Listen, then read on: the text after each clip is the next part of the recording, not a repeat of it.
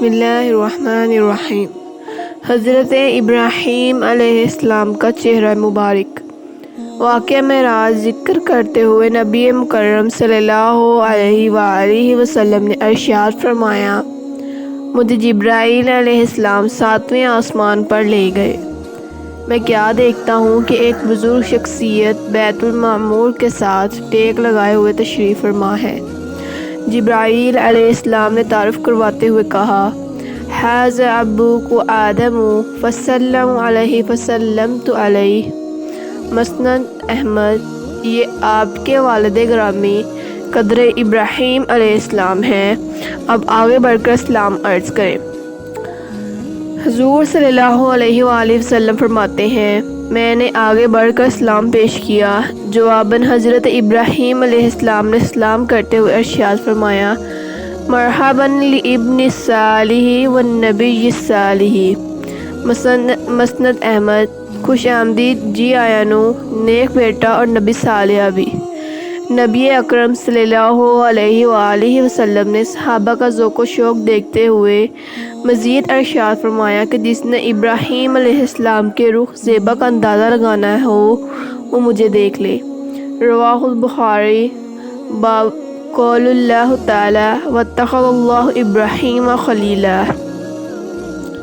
معزز قارئین، پہلے آپ حضور صلی اللہ علیہ وآلہ وسلم کے چہرہ اقدس کے بارے میں صحابہ کرام رضی اللہ تعالی عنہ کے تاثرات و مشاہدات ملاحظہ فرمائیں۔ نبی کرم صلی اللہ علیہ وسلم کے رخ انور کی ایک جھلک۔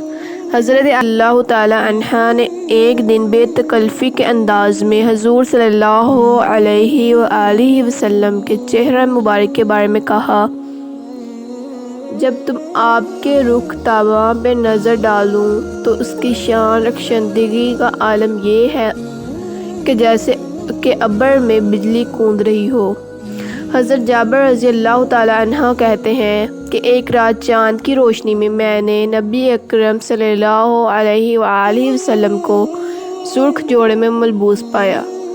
میں کبھی چاند کی چاندنی اور کبھی آقا گرامی صلی اللہ علیہ وآلہ وسلم کو بار بار دیکھتا ہوں۔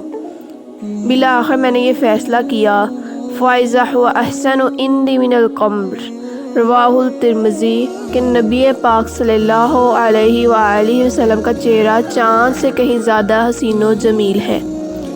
حضرت حسان رضی اللہ تعالی عنہ فرمایا کرتے تھے، اے اللہ کے رسول صلی اللہ علیہ وآلہ وسلم، میری آنکھ نے آپ صلی اللہ علیہ وآلہ وسلم جیسا حسین دیکھا ہی نہیں، اور نہ ہی اتنا خوبصورت کسی ماں نے جنا ہے۔ ایسا معلوم ہوتا ہے کہ آپ کو آپ کی خواہش کے مطابق بنایا گیا ہے۔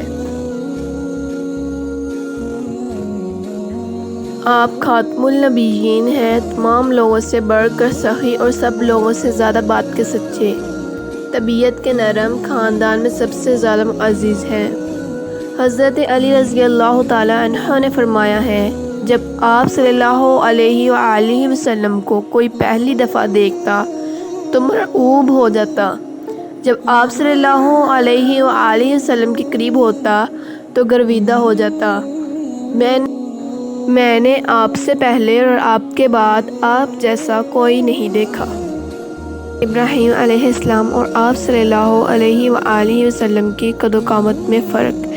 سلسلہ گفتگو کو جاری رکھتے ہوئے آپ صلی اللہ علیہ وآلہ وسلم نے ارشاد فرمایا کہ میری اور ابراہیم علیہ السلام کی قد و قامت میں فرق تھا۔ ابراہیم علیہ السلام قد و قامت میں مجھ سے دراز تھے۔ رواہ البخاری۔ باب قول اللہ تعالی واتخذ اللہ ابراہیم خلیلا۔ پھر جبرائیل علیہ السلام مجھے ایسے لمبے شخص کے پاس لے گئے، ممکن نہ تھا کہ میں آپ کے سر کی چوٹی کو دیکھ سکوں۔ وہ تھے جناب ابراہیم علیہ السلام۔